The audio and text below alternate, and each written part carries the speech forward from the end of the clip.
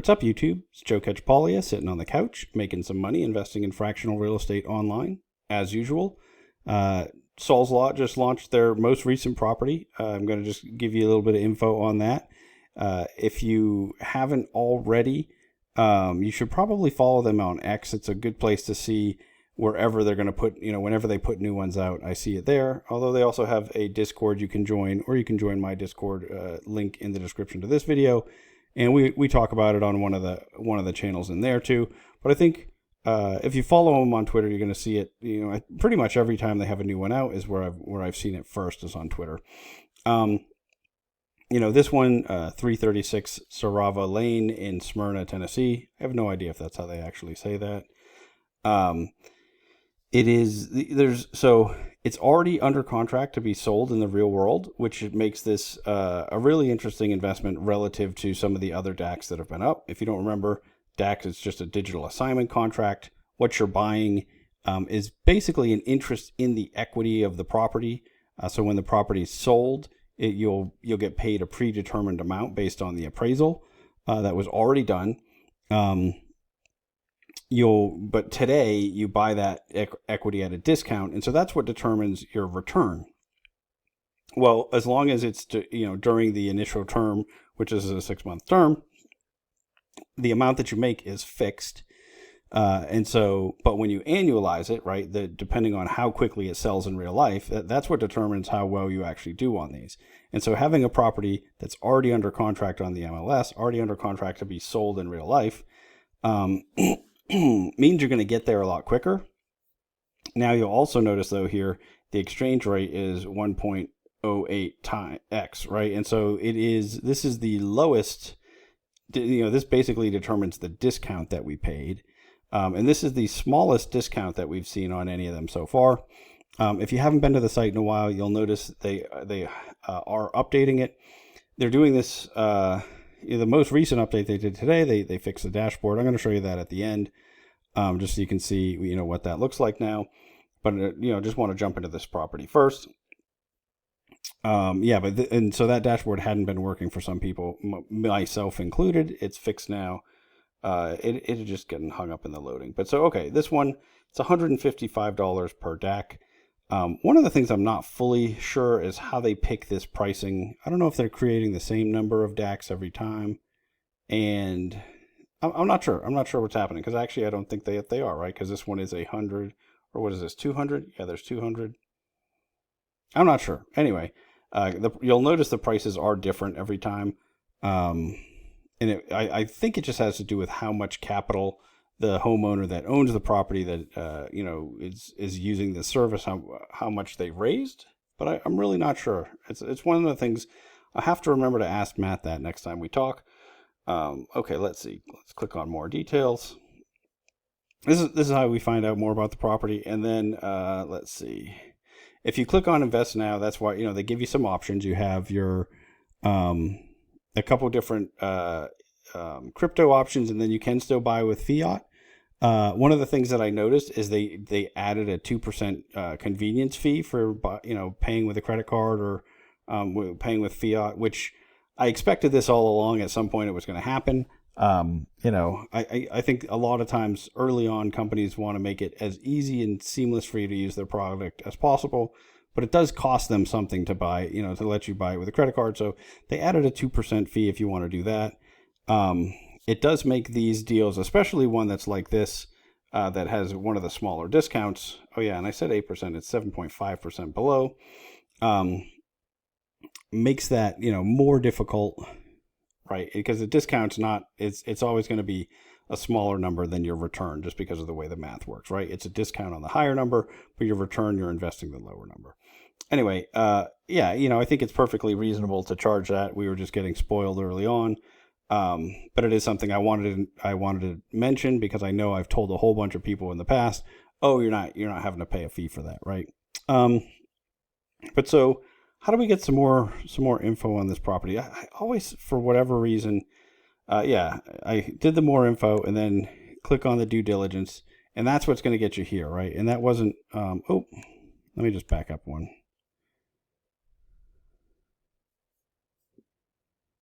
Okay, so again, click more details, and then here, view all documents. This wasn't necessarily, it doesn't scream to me that it's going to just do I was thinking this was their documents tab, because they do have one once we get to this page and then we click on the documents.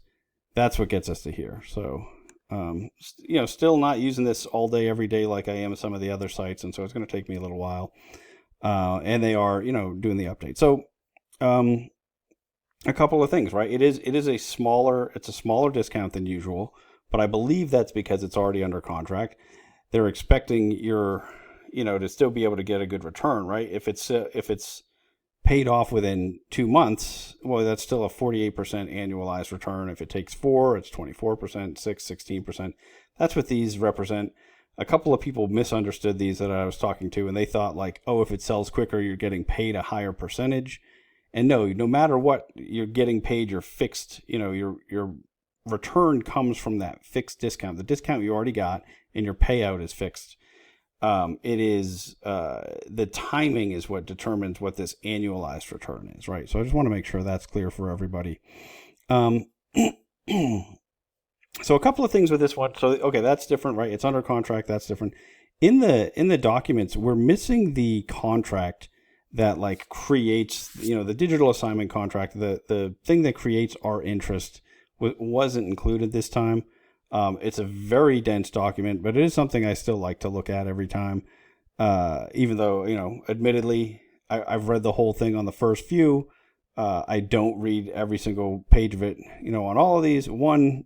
This is a platform where the interest itself that you're getting, I think you really just have to decide whether or not you're comfortable with that business plan risk or not. I think that unless you're investing a ton of money in it, it'd be hard to, I'd be hard pressed to read the 80 page document every single time to invest $400 or $500, which is, what I've been investing in most of these each time. And honestly, you can't even invest too much. Like their total raise here is $33,000, right? So even if you were doing that whole amount each time, well, then yeah, it's probably, you might spend some time doing a little bit more due diligence. But for the smaller amount of money for what it is, and it's just such a different deal from what, we're not buying a piece of an investment property in the way that we are on other sites, right? Just as a reminder. So I don't do all the same due diligence, right? What I like to do is, well, here where we know it's under a contract, I figured, hey, let me take a look and see can I get some third party confirmation of that? And yes, right. On Zillow, it's listed as under contract.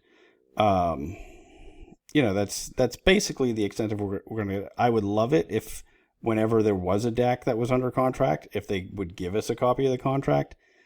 Maybe they can't, because, I don't know the interest in the equity that we have. I don't know that necessarily gives us a right to view the contract or not. That'd be kind of interesting to find out. I just had a little bit of back and forth with Matt online, and he mentioned that he would be able to let us know, after the inspection, what, how things were looking. That would be really awesome to have those sorts of updates live on the site at some point, right? To let us know, hey, it's under contract. It's still in the inspection period, or we're past the inspection period. We're past the appraisal. Like each of those steps would be really interesting to just sort of spell out. At the moment, we don't have that. But especially because if you remember, I don't remember. I think it's already live where we can sell these on the secondary market, right? So, I was talking to a couple investors today who were like, well, because it is the smallest absolute return, right? It's the smallest discount we're getting. It's not really worth it to take the risk, because what if we invest in this one and it falls through? The first sale falls through for whatever reason. Then all of a sudden, as you hold it longer and longer, it's not as great of a return if they don't find another buyer really quickly. I think that's a concern, right? I think that for me, though, if I believe that the most likely outcome is I'm going to get this 48% annualized return, and there is some downside risk that it's going to take longer, or obviously it could go past any of these time points, right? I mean, it could be that they that it takes a very long time to find a buyer like that. It's possible. But I think especially once it's under contract, the most likely scenario of a property when it is under contract is that it sells, right? Most of them aren't falling through. Some of the things that we can look at to sort of, get a feel for that, and this is one of the things I did. So I like to look at homes.com, look at, so I just narrowed this down, 3-bedroom, 3-bathroom home. I did a square footage filter, a number of different things. And so there are currently only 3 properties listed in this zip code that match the general characteristics of the property that we're looking at here. 3-bedroom, 3 baths. All of those were a little bit bigger. And I looked at, okay, well, let's use the same filters and see how many sold in the last 6 months. And in 7 sold in the last 6 months. Only 3 listed for sale, that meet these relatively narrow criteria. And so we have, less than 3 months of inventory right now. So that's a good sign, right?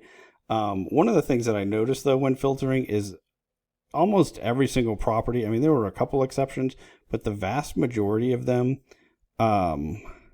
ended up being more expensive than our current property, which is good. Typically, if you're the cheaper property in the market, even though it's because you're smaller or whatever, you're going to sell faster.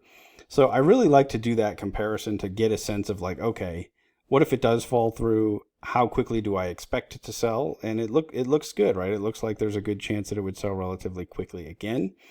Obviously there's no guarantees of that, but that's one of the things that we can do, right? And then the other thing is when they do provide the full documents, I like to read them both, but read all of them. But I pulled this up. They have this performance deed of trust. This is essentially what lets us exercise our interest in the property if the seller's not selling the property for some reason, right? Like if they're not doing what they're supposed to do. This basically gives us the right to, enforce our rights as the interest that we have in the property. One of the things, and I think I mentioned this last time, but I don't exactly know how this entity, which is the beneficiary of this performance deed of trust, how this relates to the DAC itself, right? And this one we really can't check because we don't have that document. But I think even when I looked last time, I don't recall being able to tell. So that would be, one more thing if you wanted to tie everything up, right? Like that would be nice to see somewhere in here. Obviously, because the site's so new, I like to just think about what I would like to add to it, obviously. And the questions, all these things lead me to ask certain questions. One of the things that I noticed, if you use the, the little support button down here, at least for for me today and a couple other people I talked to, it is Matt that is Matt, who is the co-founder of Sol's Law. He is the one who responds on there, to the support questions, which is great. Which means if you have questions about the property itself, I mean, he's just gonna know the answers about basically anything you have for him about the business. So, I think also too, if all of us ask similar questions, I mean, it's the same position I have right on every other platform, right? If we're all asking the same types of questions, sooner or later they're just going to start giving it to us up front. Which reminds me, please like and subscribe. In the description to this video, I have links to all the other platforms where I'm currently investing in fractional real estate online. Please feel free to use those links. Some of them give you free money, some of them don't. Some of them say they will, and they don't.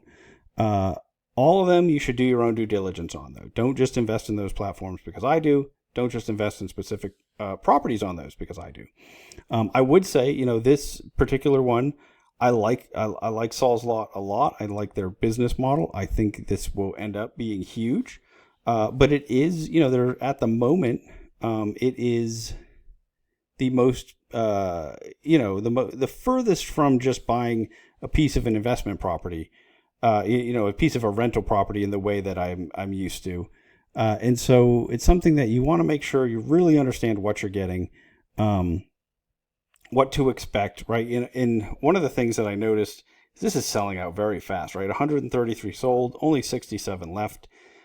Each one of these, they're not selling a whole bunch, It is.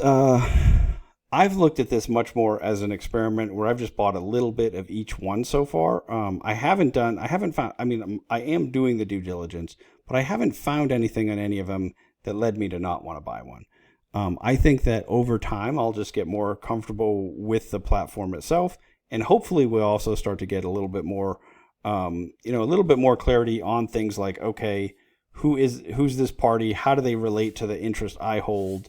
Um, who's actually moving forward to enforce this if if there is a problem, right? I mean, I think that would be interesting to know. um I don't know the answer to that, right? And so that's why I mean, it's one reason why I'm not buying 10 or 15 or $20,000 worth of these each time they come up. Just doing a couple $100 each time. Just like all the different platforms, I'm very much experimenting. I've had really good results so far on here, although I do have some. I do have one that seems like it's been sitting in there for quite a while. One of the things that you can do when you do have your DAX is just look up the address in real life and see, okay, what's happening. So it's just sitting on the market, whatever the answer is. Um, but obviously, the one of the most important things to look at is the appraisal. Um, this is basically when they appraise the property, is the whatever the appraised value is what determines what will get paid when the property sells. Even if it doesn't sell at this appraised value, where it doesn't change what we get paid out, right? The contract is to get paid based on the appraised value, and then and our discount is just based on a discount from that number. But so one of the things obviously you want to check is that the number in here, the 390, right, which is the 390 here, right, the reconciliation, does that match up with what we've got going on here, right? And it does.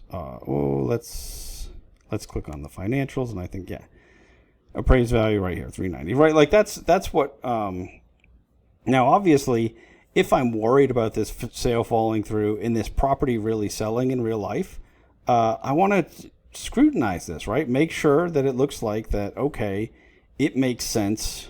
They're not missing something. There's not some bad info in here, whatever that may be. Oh, I want to, because we've talked about this a lot of different times. This is the entity that it says it's for. Again, I'd love to know how this relates to the DAC, right? Like this appraisal. I always want to know who's the actual client of the appraisal.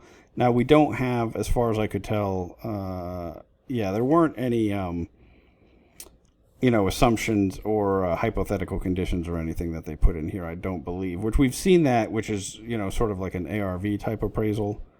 I'm saying that. I looked at this earlier, and then, I don't know. I'm fairly, as is, with none of those. Yeah, that's where the box will be checked if there is.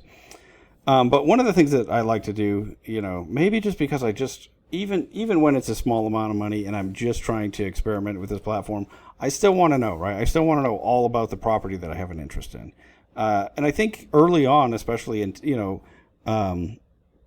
like if you see how I use ground floor, I'm doing very little, very little, and sometimes really none, no research on each of those, because I'm looking for really wide diversification. I can imagine using this platform in the same way at some point in the future, where I'm just buying a little piece of every single one. I could also imagine where, okay, maybe the due diligence I'm doing is I'm trying to get a really good sense of how quickly this one's going to sell relative to the other ones, right? And which way that goes is going to depend a lot on what it turns out my risk adjusted, what it turns out my annualized returns are on the platform. Do I have a lot that have a problem, that take longer, that default, that there's some issue with, or do they all go relatively smoothly and they end up being great returns? Well, if that's the case, I'll just keep using it the way I've been doing it. But it is, if I were going to worry about a property, one, I think I can look at, okay, how quickly are things selling in the market? The other is, this is why I want to look at the pictures and know about the property is, are there things that are going to come up during the inspection that I'm worried about, right? And okay, this property was built, I think it was 2000. Was it 2012 or 2006? Built in 2012. So it's a relatively new property.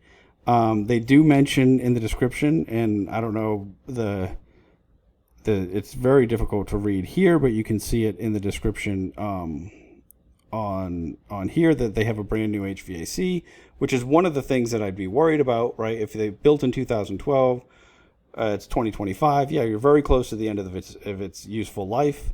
I would hope that they would have replaced the water heater once, maybe even twice at this point. Probably, your roof's probably good for a while.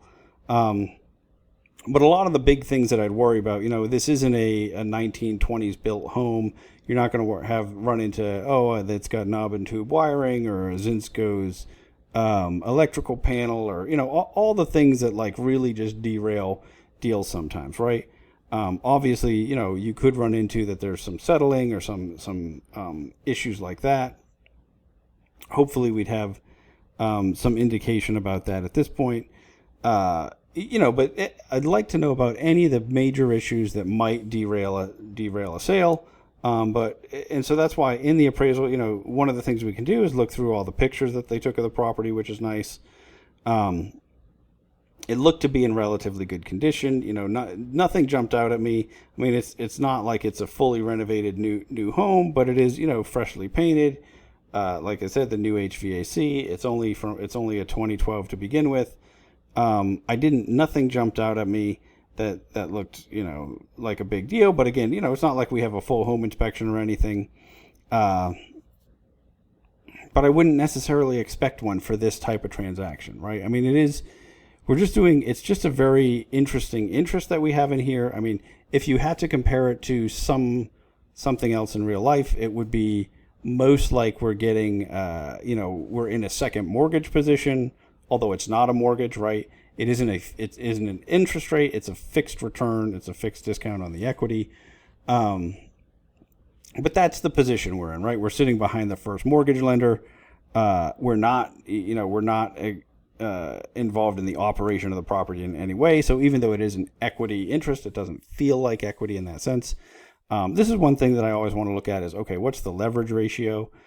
So there's a current mortgage on the property of 265. And so how are they calculating this leverage ratio, right? Okay, so 265 divided by 390.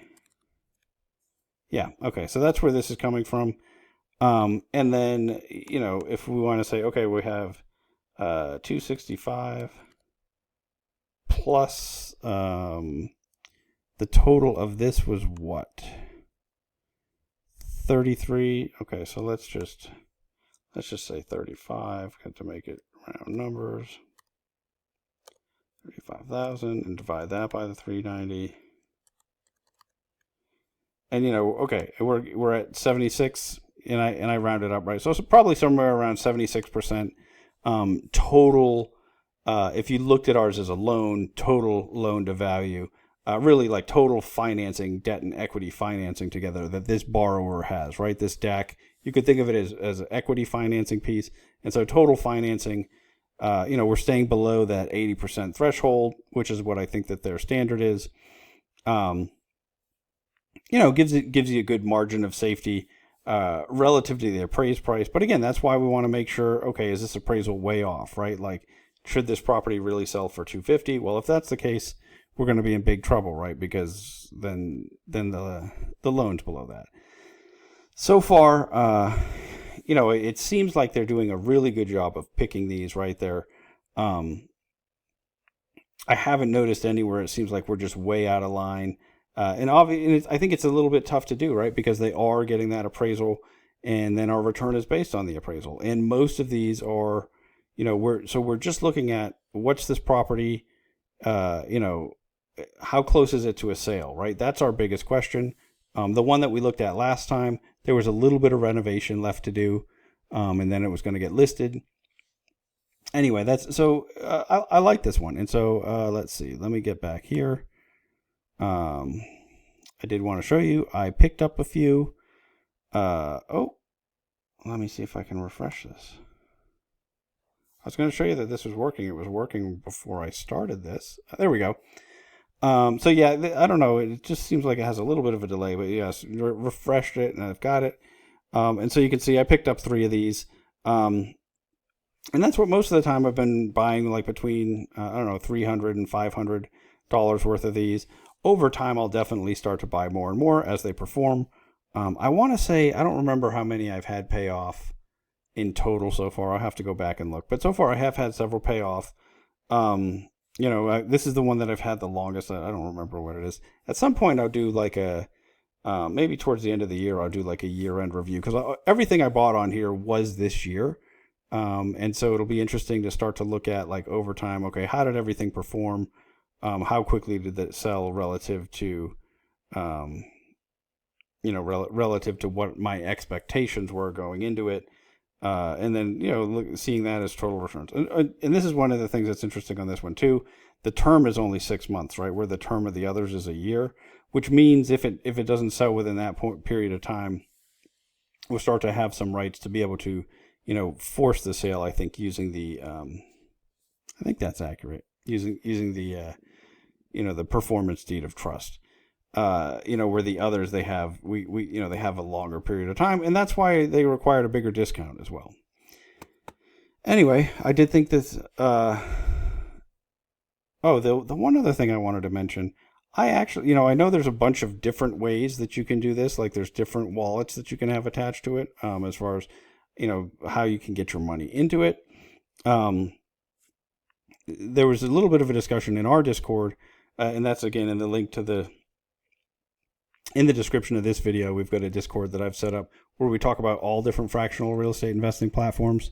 But there was a little bit of a discussion of, okay, I'm using my MetaMask wallet to buy it, but I mean, you guys know I'm not a crypto guy at all, right? I'm a real estate guy. So a lot of this stuff is tough for me. But even though that's where the money came from, that's not where the NFT is actually held. I don't know, it's a little bit odd to me. I think it makes sense, but if you use the Gobi wallet, which is what I've been using, you can always just look and you've got your NFTs. They just go right in there, right? And so you can see them in here, because this is the wallet that I have attached to this account. But I guess because they are actually being held, because they're Chia based is what I guess it is. So even though you can move your money from these other types of wallets, the NFT itself isn't stored in those. So I just wanted to mention that because there was a question that came up in our Discord. I'm probably describing that somewhat wrong, so hopefully I can get a little bit more clarity on that. But if you've wondered, right, like, hey, where's the actual wallet that they're sitting in? It's not necessarily going to be the one that you connected to pay with. Now I think that's really everything that I wanted to mention about this. If you've also been investing on Sol's Lot, I'd be real interested to hear how you've done so far. I mean, I think I bought a piece of, I think every single one that went up this year, so I'd have a good sense of how I did. But again, the timing of when you bought it will really determine how well you do on some of them, right? And most of them are selling out fairly quickly. So, I think most people's returns are going to look very similar. But, if you bought if you bought towards the end versus if you were one of the first buyers, you'll have a little bit different because of the time, you're annualizing your return over a shorter period. You have a shorter period that you held it. But yeah, I'm curious whatever other people think of this. If you've had problems, have you had them resolved pretty quickly? It seems like I'm always, if I have an issue, I just reach out, get questions answered quickly. I actually reach out to Matt through X a lot or through his Discord, but I noticed that he's the one who's answering, when you click in here.